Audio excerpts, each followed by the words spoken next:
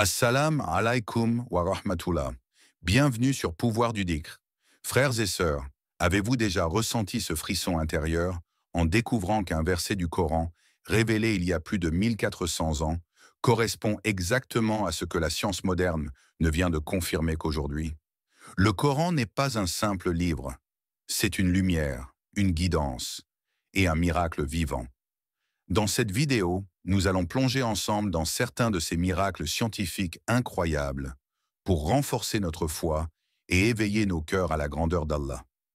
Abonne-toi dès maintenant à la chaîne Pouvoir du Dhikr, active la cloche pour ne rien manquer de nos prochaines vidéos. Laisse un like, un commentaire pour partager ton ressenti et n'oublie pas de partager cette vidéo autour de toi afin que d'autres puissent aussi découvrir ces signes puissants d'Allah. Prépare-toi, car ce que tu vas entendre va transformer ton regard sur le Coran et sur la science. La création de l'univers. Le Big Bang dans le Coran. Le Coran n'est pas un simple livre de récits ou d'histoires anciennes. Il est une révélation divine, une guidance, mais aussi une lumière qui éclaire toutes les dimensions de l'existence, y compris les mystères de la création. Parmi les plus grands miracles que les savants découvrent aujourd'hui à la lumière de la science moderne, se trouve la description de la naissance de l'univers. Les astrophysiciens expliquent aujourd'hui que tout ce que nous voyons, galaxies, étoiles, planètes, matière, énergie, provient d'un point unique, infiniment dense et chaud. Ce moment originel, ils l'appellent le Big Bang. Il y a environ 13,8 milliards d'années, l'univers a explosé à partir de ce point et a commencé à s'étendre, créant ainsi le temps, l'espace et toutes les lois de la physique. Mais ce que la science ne découvre que récemment, le Coran l'a déjà annoncé il y a plus de 1400 ans.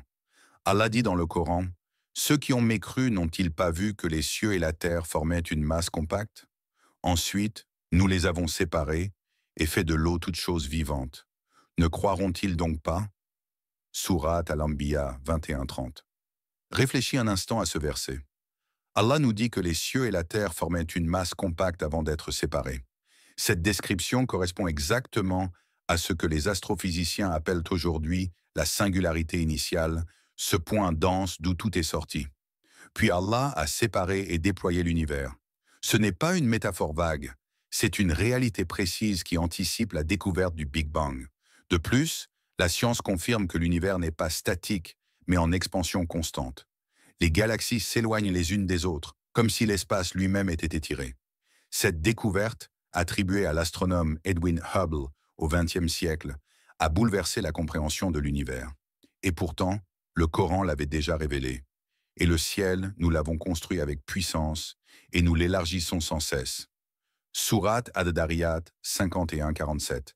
Subhanallah, Allah nous annonce clairement que le ciel, c'est-à-dire l'univers, est en expansion. Un fait que personne ne pouvait imaginer au temps du prophète. Maintenant, laisse-moi te poser une question. Comment un homme illettré vivant dans le désert d'Arabie au 7e siècle aurait-il pu décrire, avec une précision si frappante, des vérités cosmiques que la science moderne n'a découvertes qu'après des siècles d'observations et de recherches sophistiquées? La seule réponse possible est que ces paroles viennent du Créateur lui-même. Celui qui a créé l'univers en connaît chaque secret et il a révélé dans le Coran ce que l'humanité ne pourrait comprendre qu'au fur et à mesure de son évolution. Et ce miracle n'est pas seulement intellectuel ou scientifique. Il a un impact profond sur notre cœur et notre foi. Car quand tu lèves les yeux vers le ciel étoilé et que tu sais qu'Allah a façonné cela à partir de rien, ton âme se remplit d'humilité. Tu comprends alors que ta vie n'est pas le fruit du hasard, mais le résultat d'un plan divin. Chaque atome en toi, chaque cellule, chaque souffle que tu prends provient de cette explosion originelle voulue par Allah. Le Big Bang n'est pas une théorie isolée de la foi. C'est la preuve éclatante que la parole d'Allah précède et dépasse la science humaine. Allah nous appelle à méditer sur ces signes. Quand tu lis « Ne croiront-ils donc pas ?»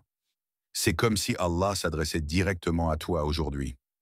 Ce verset traverse le temps et te rappelle que la foi n'est pas seulement une tradition héritée, mais une vérité que même la science vient confirmer. Alors, quand tu entends les savants parler de l'expansion de l'univers, des galaxies qui fuient, de l'espace qui s'étire, souviens-toi que le Coran l'a annoncé bien avant eux. Et cela ne peut que renforcer ta certitude que ce livre n'est pas l'œuvre des hommes, mais le miracle éternel d'Allah. Le développement embryonnaire dans le Coran, frères et sœurs. Le Coran n'est pas seulement un livre qui nous parle de l'au-delà, de la foi ou des prophètes. Il est aussi une révélation vivante qui pénètre jusqu'aux profondeurs invisibles de notre existence. Et parmi les signes les plus bouleversants de sa vérité se trouve ce que les scientifiques appellent aujourd'hui l'embryologie, la formation de l'être humain dans le ventre maternel. Allah dit dans le Coran, « Nous avons certes créé l'homme d'un extrait d'argile, puis nous en fîmes une goutte de sperme dans un reposoir solide. Ensuite, de la goutte, nous avons créé une adhérence, alaka. Puis de l'adhérence, nous avons créé une masse, mudga. Puis de la masse, nous avons créé des os, et nous avons revêtu les os de chair. Ensuite, nous en avons produit une autre création. Gloire à Allah, le meilleur des créateurs. » Surat al-Mu'minun 23, 12 à 14. Subhanallah.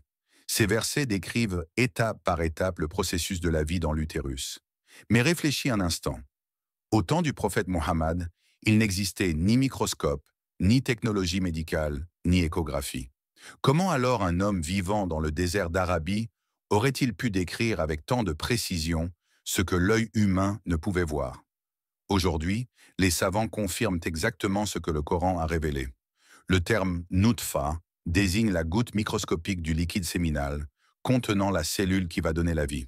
Ensuite, Allah parle de « alaqa », qui signifie littéralement quelque chose qui s'accroche comme une sangsue, mais qui peut aussi signifier un caillot. Et c'est exactement ce que nous voyons. L'embryon, au tout début, s'accroche fermement à la paroi de l'utérus et sa forme primitive ressemble à une petite sangsue. Puis Allah parle de mudga, une masse informe, comme une petite bouchée de chair mâchée.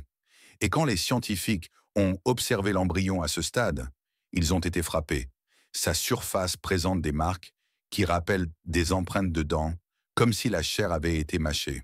N'est-ce pas une description saisissante? Ensuite viennent les os, recouverts de chair, puis l'embryon devient une création nouvelle, une âme insufflée, un être humain à part entière. Tout cela révélé il y a plus de 1400 ans, quand personne ne pouvait le savoir. Mais ce miracle va plus loin qu'une simple confirmation scientifique. Il nous ramène à une vérité profonde. Nous ne sommes pas nés par hasard. Chacun de nous a été formé avec soin, dans l'obscurité de l'utérus, sous la surveillance constante d'Allah. Chaque battement de notre cœur, chaque cellule de notre corps, témoigne de son infinie sagesse. As-tu déjà pris le temps de méditer sur ton origine? Toi qui écoutes ces paroles, tu étais une simple goutte insignifiante. Et Allah t'a façonné, t'a donné un cœur qui bat, une âme qui ressent, une intelligence qui pense. Quand tu médites cela, ton arrogance disparaît et ton cœur se remplit de gratitude. Allah nous rappelle ailleurs dans le Coran. Il vous crée dans les ventres de vos mères, création après création, dans 3 ténèbres. Sourate Az-Zumar 39:6. Ces 3 ténèbres, que mentionne le verset, correspondent aux 3 couches protectrices de l'utérus que la science moderne a mises en évidence. La paroi abdominale, l'utérus et la membrane qui entoure l'embryon. Encore une vérité invisible au 7e siècle, mais révélée avec exactitude par Allah. Alors demande-toi, pourquoi Allah a-t-il détaillé avec tant de soin ce processus secret dans le Coran? Ce n'est pas pour la simple curiosité scientifique. C'est pour que ton cœur se rappelle que ta vie, dès son origine, est un miracle. Que tu n'es pas une créature insignifiante, mais le fruit d'un dessein divin. Chaque fois que tu doutes, chaque fois que tu te sens faible, souviens-toi de ce verset. Gloire à Allah, le meilleur des créateurs. Car si Allah a pu te former à partir de presque rien, il est aussi capable de transformer tes blessures en guérison, tes épreuves en victoire et tes prières en réponse. Les montagnes, les stabilisateurs de la terre. Lorsque nous levons les yeux vers les montagnes, nous y voyons des merveilles de beauté, des sommets majestueux qui déferlent le ciel. Mais derrière cette splendeur visible, le Coran nous révèle une vérité encore plus profonde. Les montagnes ne sont pas seulement des décors naturels, elles ont une fonction essentielle dans l'équilibre de la terre. Allah dit dans le Coran, « N'avons-nous pas fait de la terre une couche et placé les montagnes comme des piquets ?» Sourate An-Naba 78, 6 à 7. Et ailleurs, Et nous avons implanté fermement des montagnes sur la terre afin qu'elles ne vacillent pas avec eux. Surat Al-Anbiya 21-31. Subhanallah, ces paroles décrivent sur les montagnes comme des piquets plantés dans le sol. Lorsque tu regardes une tente, ce sont les piquets qui la maintiennent stable et empêchent la toile de s'effondrer. De la même façon, Allah nous enseigne que les montagnes jouent un rôle dans la stabilité de la terre. Ce n'est que récemment que les géologues ont découvert que les montagnes ont en réalité des racines profondes, qui s'enfoncent sous la croûte terrestre comme des ancres. Ces racines stabilisent la lithosphère et empêchent les plaques tectoniques de bouger de manière chaotique. Exactement comme un piquet maintient une tente en place. Les montagnes naissent souvent dans des zones de collision entre plaques tectoniques. Quand deux plaques se rencontrent, elles se plient et s'enfoncent, créant une élévation en surface et une racine profonde en dessous. Par exemple, la chaîne de l'Himalaya, qui contient le mont Everest, s'élève majestueusement vers le ciel, mais s'enfonce aussi profondément dans la terre. Les scientifiques appellent cela l'isostasie. Le Coran ne parle pas seulement de leur beauté, mais de leur rôle géologique, empêcher la terre de vaciller. Car sans ces montagnes et leur structure, les secousses de la terre seraient bien plus violentes, rendant la vie presque impossible. Réfléchis un instant, frères, sœurs. Qui pouvait connaître ces vérités il y a plus de 1400 ans? Qui pouvait imaginer que sous ces sommets visibles se cachent des racines géantes plongeant profondément dans la croûte terrestre? Aucun être humain n'en avait conscience. Pourtant, Allah l'a révélé dans son livre, afin que tu ouvres ton cœur et reconnaisses sa grandeur. Et ce miracle ne se limite pas à la science. Il a aussi un sens spirituel. Les montagnes symbolisent la fermeté et la stabilité, exactement comme la foi doit être dans ton cœur. Allah a placé des montagnes pour stabiliser la terre, et de la même manière, il place la foi et le dhikr dans ton âme pour stabiliser ton existence. Car sans ancrage spirituel, ton cœur vacille au moindre vent d'épreuve. Quand tu vois une montagne, rappelle-toi que ta foi doit ressembler à elle, enracinée profondément dans le tawhid, solide dans les tempêtes de la vie, immuable face aux épreuves. Allah dit, « Ne vois-tu pas qu'Allah a fait descendre du ciel de l'eau, puis qu'il en fait pénétrer dans la terre des sources, puis il fait sortir par elle des cultures de couleurs différentes. Parmi les montagnes, il y a des sillons blancs, rouges de diverses nuances et d'un noir très foncé. » Sourate Fatir 35-27. Non seulement les montagnes stabilisent la terre, mais elles sont aussi des réservoirs d'eau, des sources de vie et des témoins de la miséricorde d'Allah. Elles nourrissent les vallées, elles donnent naissance aux rivières, elles régulent les climats. Alors demande-toi, quand tu contemples une montagne, vois-tu seulement un paysage? Ou perçois-tu le signe vivant d'Allah, le rappel que rien n'a été créé au hasard? Chaque montagne que tu regardes t'invite à méditer. Si Allah a donné à la terre des racines pour la maintenir, ne t'a-t-il pas donné aussi le Coran pour t'ancrer, pour que ton âme ne vacille pas dans ce monde rempli de secousses? Les savants découvrent aujourd'hui, grâce aux sciences modernes, ce que le Coran a déjà révélé. Mais le croyant, lui, voit plus loin. Il comprend que ces versets ne sont pas seulement des connaissances, mais des appels à la réflexion, à l'adoration, à la gratitude. La barrière invisible entre les mers. Imagine-toi face à l'immensité d'un océan. L'eau s'étend à perte de vue, sa force est écrasante, ses profondeurs mystérieuses. Mais derrière cette immensité que l'œil humain ne peut sonder, Allah nous a révélé dans le Coran des vérités que la science moderne n'a découvertes que récemment. Allah dit, « Il a donné libre cours aux deux mers pour se rencontrer. Entre elles, il y a une barrière qu'elles ne dépassent pas. » Sourate Ar-Rahman 55, 19 à 20. Et encore, « Et c'est lui qui a donné libre cours aux deux mers, l'une douce, désaltérante, l'autre salée et amère, et il a placé entre elles une barrière et un obstacle infranchissable. » Sourate Al-Furqan 25, 53. Ces versets évoquent un phénomène naturel incroyable. Deux mers ou deux masses d'eau peuvent se rencontrer sans se mélanger totalement. C'est ce que les scientifiques appellent aujourd'hui la barrière océanique.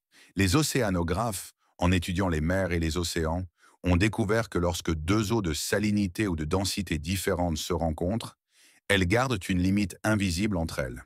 Par exemple, à l'endroit où l'océan Atlantique rencontre la mer Méditerranée, on observe que leurs eaux ne se mélangent pas immédiatement. Elles conservent des caractéristiques distinctes: couleur, salinité, température. Cette barrière invisible agit comme une frontière protectrice. Ce phénomène, connu sous le nom de halocline ou pycnocline, est un fait établi par la science moderne.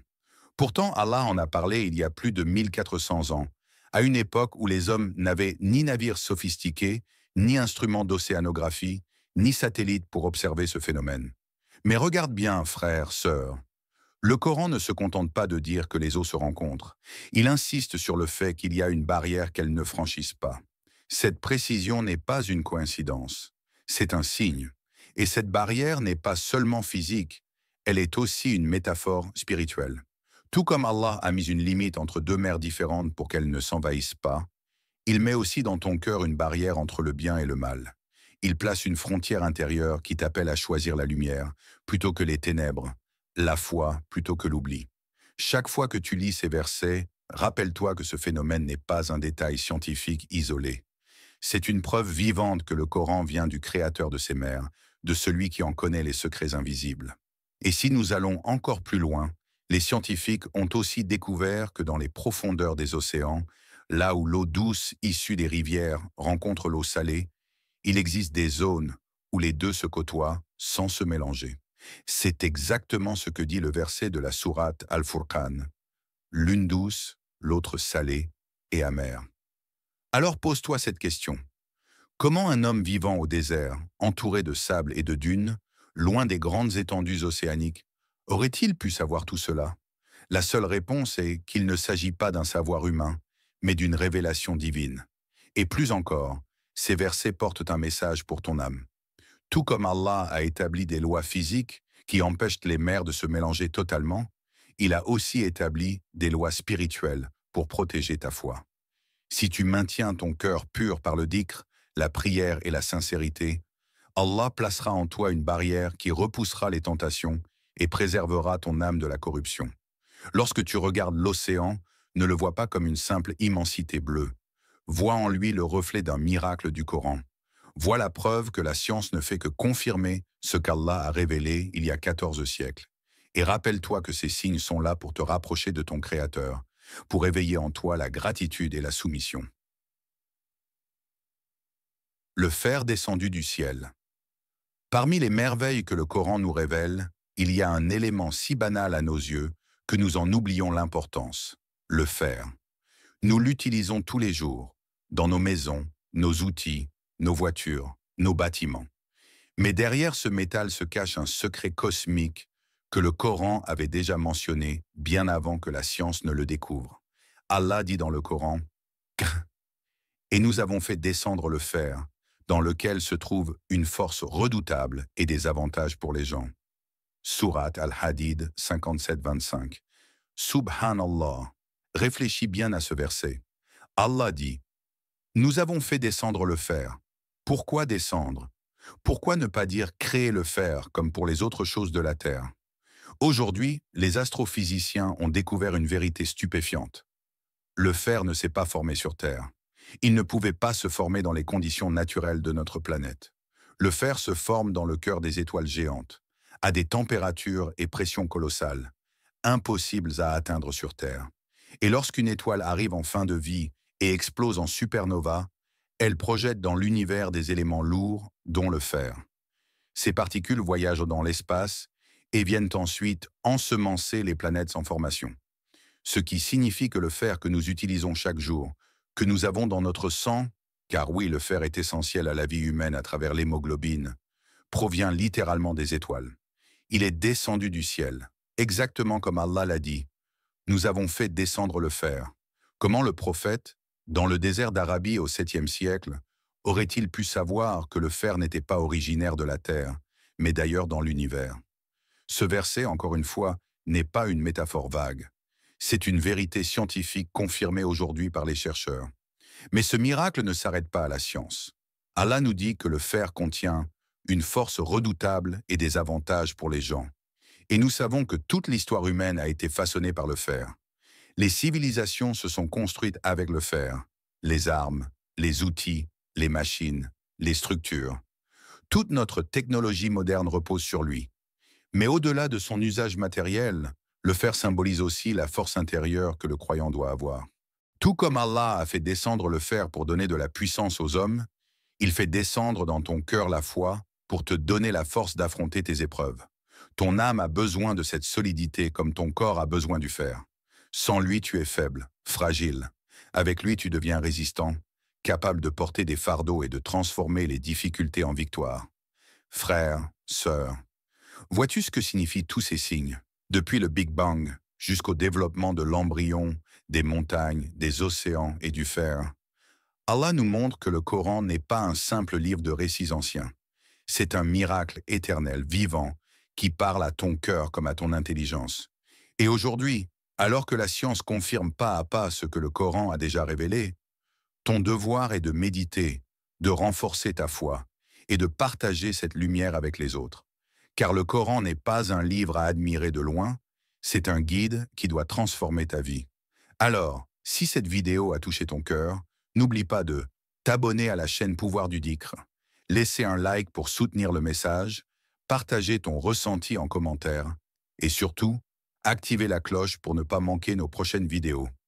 Car chaque verset est un miracle, chaque signe est une invitation et chaque instant est une opportunité de se rapprocher d'Allah.